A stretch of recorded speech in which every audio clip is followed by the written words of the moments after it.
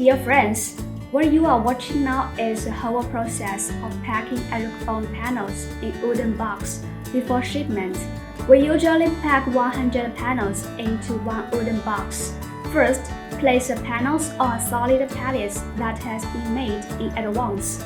Then, cover it around with pearl cotton, and then make anticollision package in 8 corners, and then cover the remaining 4 sides with thick wood. After covering, fix wood and the bottom pallet with iron strapping, leaving no gap.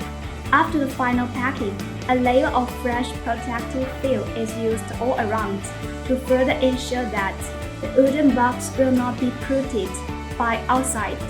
Are you satisfied with such package?